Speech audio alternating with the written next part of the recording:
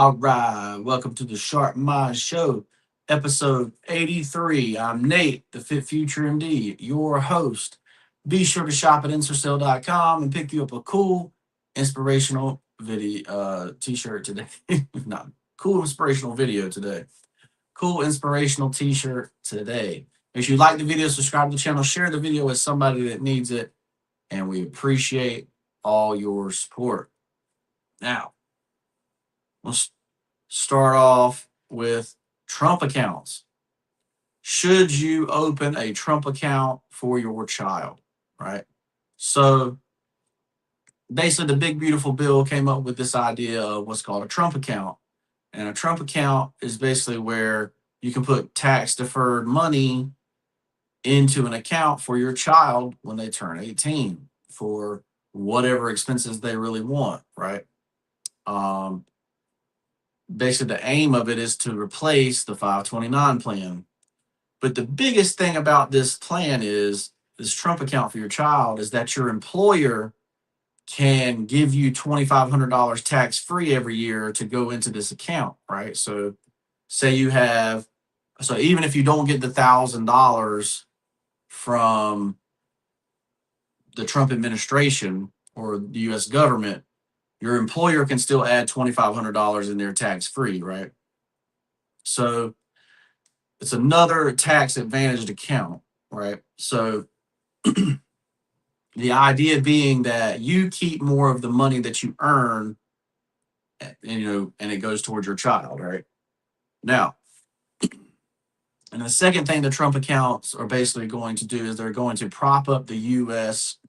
corporate market, right? The S&P 500, the 500 biggest companies in the U.S., right? Because you're basically only going to be able to invest in index funds that follow the S&P 500 or ETFs that follow the S&P or ETFs or mutual funds that follow the S&P 500, right? So you're basically investing into the U.S. economy by doing that as well, right? So that begs the question: should you open a Trump account for your child?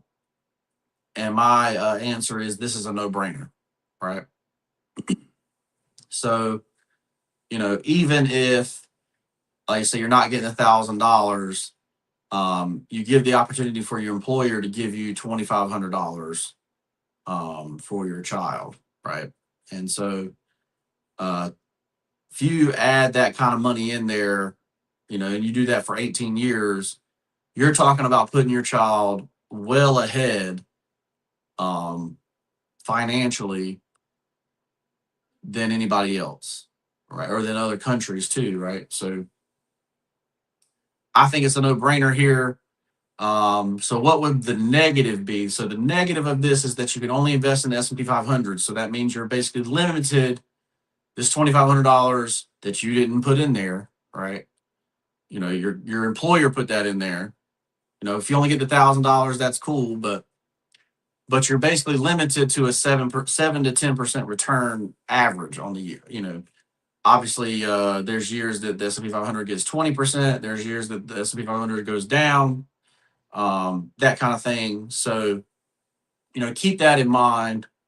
Uh, you can only basically invest it, diversification, heavy diversification.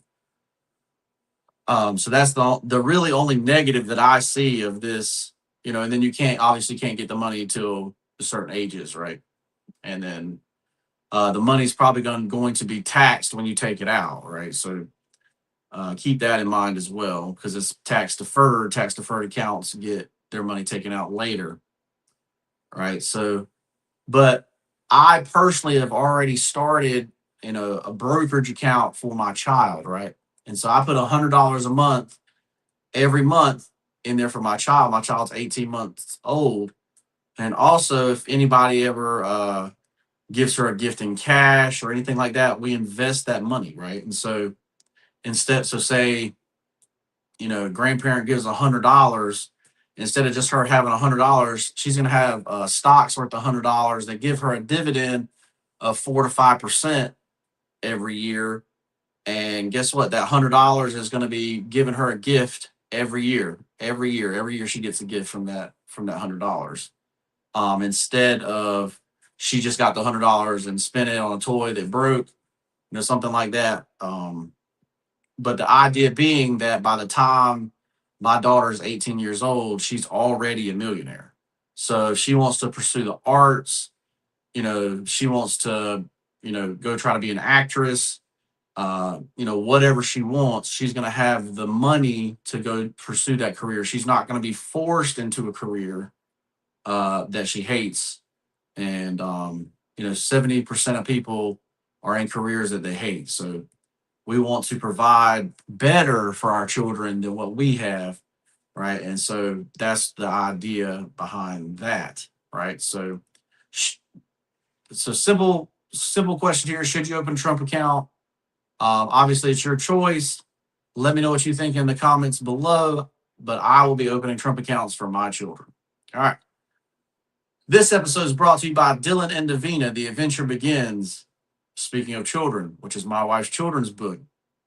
Be sure to check out Dylan and Davina. The Adventure Begins, available on Amazon. Written by best-selling Amazon author Meredith Dillon Johnson. So check that out on Amazon.com if you got nieces, nephews, or children of your own. All right. So let's move on to AI this morning. Artificial intelligence. So what is actually the bottleneck of AI in the future? Okay. So we all know AI is coming. We see, autonomous robots coming that can perform certain skills, um, stuff like that. But what is the actual bottleneck to the AI in the future, right? And the bottleneck is power, electricity, right? Because basically all these robots and all this AI use up a crap ton of electricity, right? So, you're talking about so you do a prompt for Chat GPT and you're talking about using triple the amount of electricity that you would use, if you thought up the process as a human. I don't know if triples the word, but it's more than what humans do, even though humans are the most, even though it's more inefficient to eat for power than it is for, you know, creating electricity with batteries and stuff like that. But anyway, but basically the billionaires have bet on these big, huge distribution centers, these big, huge centers that hold the AI computer chips, right? Data centers, not distribution centers, data centers. And these data centers use huge amounts of power, right? And then secondarily, they use huge amounts of water, right? So electricity and water are the two bottlenecks when it comes to an AI future. So the question then becomes, how do you power them, right? And so obviously, I've done reports on the Chinese making solar panels in space. I've done stuff like that. Obviously, solar panels are definitely an answer. However, the most obvious answer in the United States is what's called nuclear power, right? And so the idea being that you have a nuclear power plant that's small, maybe the size of one room, that can power the whole data center, right?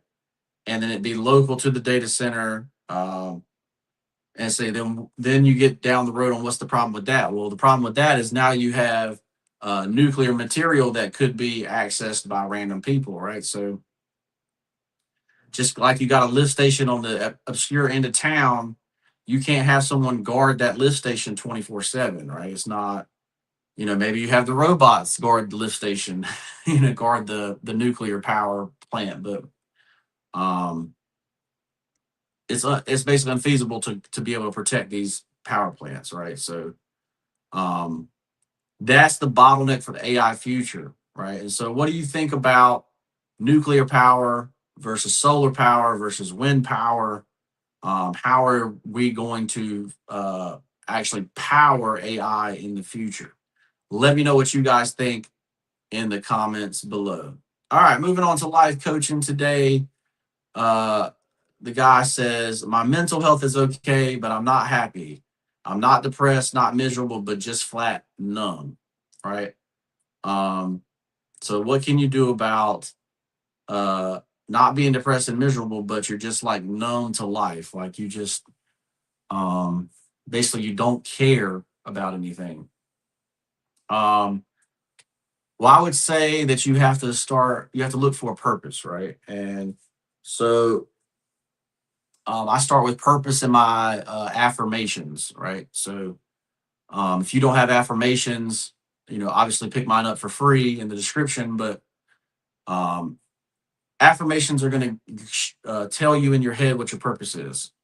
And basically, your purpose is you are here to do big things. You are here to, do something special, right? And so if you're in a position where you're not doing something special, you're not doing big things, then you have to change your mindset and figure out what that big thing's going to be, right? So if you take the example of Elon Musk says I'm going to get humans to Mars, no matter the cost, no matter what, right? So his whole life, has been basically how do I get humans to Mars, right? What do I need to do that? So, he starts out with one company, sells it, takes that money, invests in two different companies, and then continues on, trying to get his ultimate goal, his ultimate purpose in life, right? And saying your purpose may not be that big, but your purpose may be to raise the child that does that, raise the child that gets that, to that purpose, right? So stuff like that, right?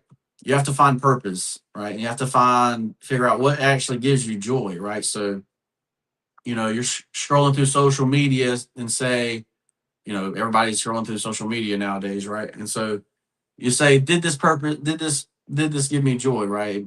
So a lot of times you'll say, oh, well, it made me laugh. Well, that's giving me joy, right? So, um, that kind of thing. But basically, sometimes I think people are too concentrated on happiness. Like, that's why Thomas Jefferson wrote it as the pursuit of happiness, and not just happiness, right? So, um, happiness is not something that's always there. Happiness is something that you get and then it goes away, right? It's kind of like enlightenment. You get enlightened and then you go away from it. Um, but basically, if you're just in survival mode, um, obviously you're going to have to get out of just survival mode, right? So that starts with your mindset. That starts with affirmations, right? And then obviously, to improve your life, you concentrate on your skill set and you try to concentrate on your habits, right, to get you there. What I think most people don't realize is that, uh, you know, you're trying to do something that's against your talents, right? And if you're doing something against your talents, you can work hard and be as good as people that are talented at it. Um, but obviously, if the talent works hard, they're going to beat you. And life is a competition. And when you do realize that life is a competition, like guess what? All this AI is coming out. Not only are you going to have to compete against the AI, but you're going to have to compete on being able to use the AI. That kind of stuff, right? So life is a competition, and when you realize that life is a competition, and especially in a capitalist society, life is a competition, and you have to make yourself the best. And so concentrating on happiness instead of making yourself the best, I would concentrate on making myself the best, and then happiness will come from that, right? Come from that success. Success makes a lot of things that you're be not happy about go away, right? So keep that in mind. Let me know what you guys would do for this person. Like say, they're not depressed, but they're just not happy, right? They don't have a good feeling about what they're doing with their life, right? So, what would you guys do to change that for this person, right? All right. And the last thing of the day, which is the quote of the day. And it says, your excuses can't lift you. Right. So many times, like I say, I'll go back to the purpose from before, right? So many times people will skip over what their purpose actually is, right? But because of some excuse, oh, I can't do that because of money.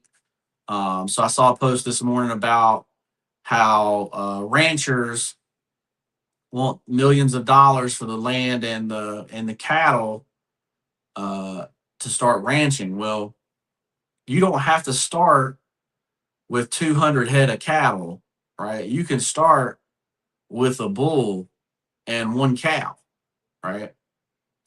And or a bull and three or four cows, right? You don't have to start with millions of dollars, right? And so the excuse of, oh, I don't have $10 million to buy this ranch, this cattle ranch, instead of saying, okay, well, I can come up with 30 or 40 grand to start a cattle ranch, right? And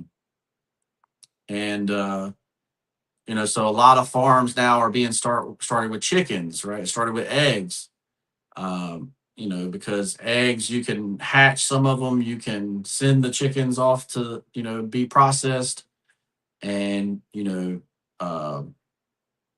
can hatch some to make more chickens. And so a lot of people are starting out with chickens, but you can do the same thing with cattle. It would take a few years to really set it up. It'd basically be something you do on the side. But you absolutely can purchase land, have cattle, um, as a regular person and start that, right? So just seeing that excuse like, oh, having 200 head of cattle and 100 acres is going to be millions of dollars. You can say, well, I'm going to start with 10 acres, and 4 or 5 cattle. And we can rent land, or we can make deals with farmers to say, hey, let me come in and put my cattle on your land, so they fertilize your land this year, this off season, stuff like that. Like, basically, you can figure it out is the idea. And so it's too many times in your head, uh, people say I can't do something instead of saying how can we make it happen, right? And so that's what this saying means. Your excuses can't lift you, right? So if you keep making excuses, you're not going to lift yourself up to where you want to be in life.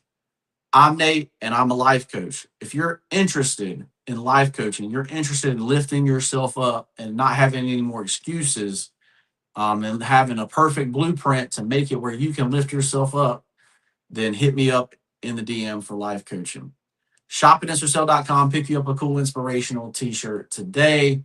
Check out my wife's book, Dylan and Davina, The Adventure Begins, available on Amazon by best-selling Amazon author Meredith Dillon Johnson.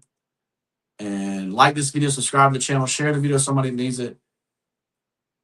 And we appreciate your support. We'll see you in the next one. Peace.